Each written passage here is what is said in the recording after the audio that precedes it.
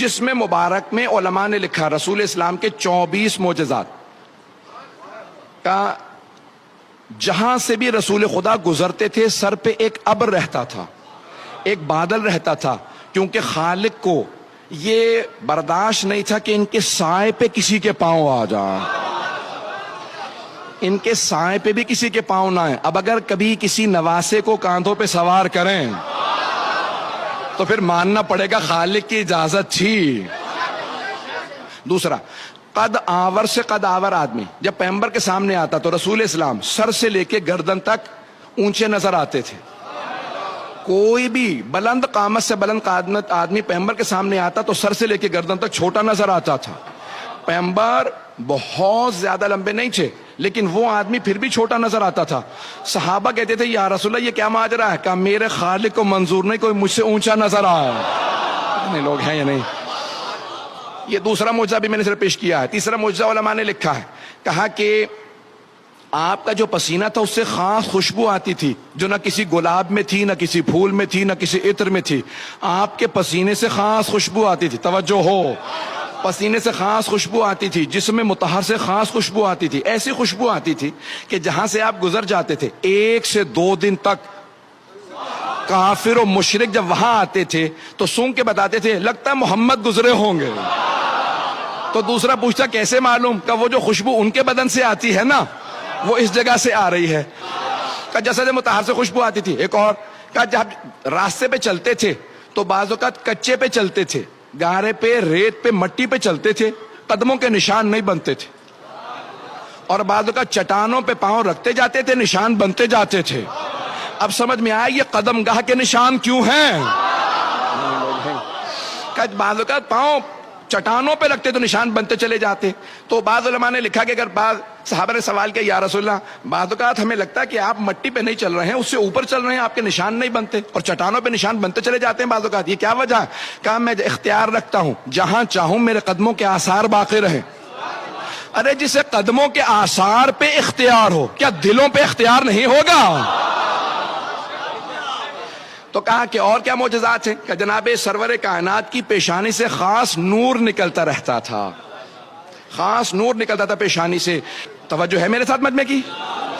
کہ یہ 24 معجزہ میں سارے نہیں پیش کر رہا ہوں، جلدی پیش کروں گا۔ کہ جسم مبارک سے خاص پیشانی سے خاص نور نکلتا تھا، آپ کے بال اور ناخن بڑھتے نہیں تھے، بال بڑھتے نہیں تھے، جیسے تھے ویسے ہی رہتے تھے۔ صرف ایک مرتبہ سر کے بال حجۃ الوداع کے موقع پہ سر منڈوایا تو سارے صحابہ نے آپ کے منہ مبارک، فارسی میں منہ کہتے ہیں اسی لیے منہ مبارک کہا جاتا ہے، پیغمبر کے بال نہیں کہتے، منہ مبارک کہتے ہیں۔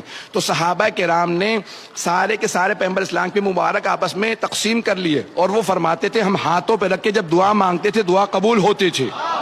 توجہ توجہ، سارے مجمع کی توجہ ہو۔ ماننے پہ آتے ہیں تو منہ کو مان لیتے ہیں، بال کو مان لیتے ہیں، اور نہیں ماننے پہ آتے تو آل کو نہیں مانتے۔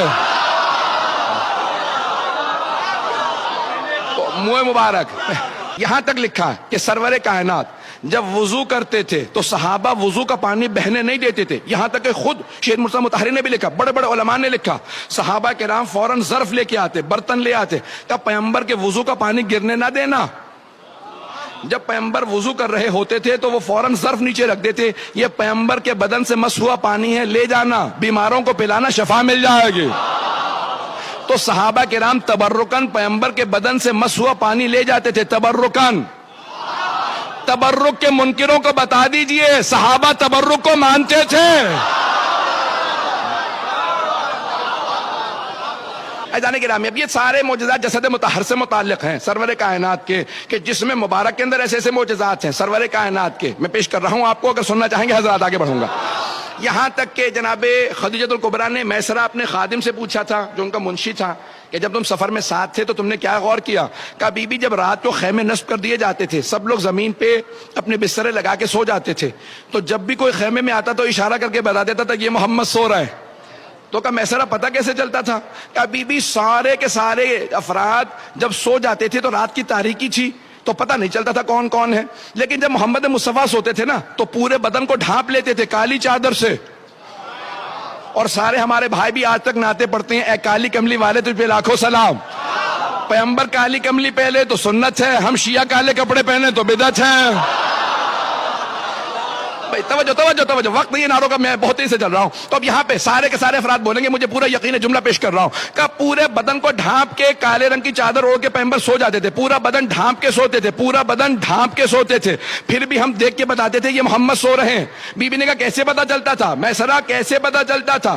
کہ بی بی جب سارے سو رہے ہوتے تھے تو وہ سب کے سب تاریکی میں ہوتے تھے، لیکن جب محمد مصطفیٰ سوتے تھے تو ان کے بدن سے نور چھن چھن کے نکلتا تھا، کالی چادر سے بھی نور باہر آ رہا ہوتا تھا. ہم نور دیکھ کے بتا دیتے تھے یہ محمد سو رہے ہیں. تو اب مجھے کہہ لینے دیجئے، اگر پیغمبر کو شب ہجرت کسی کو اپنے بستر پہ سلانا ہو تو کسی ایسے کو سلائیں گے جس کے جسم سے ویسا ہی نور نکلتا ہو.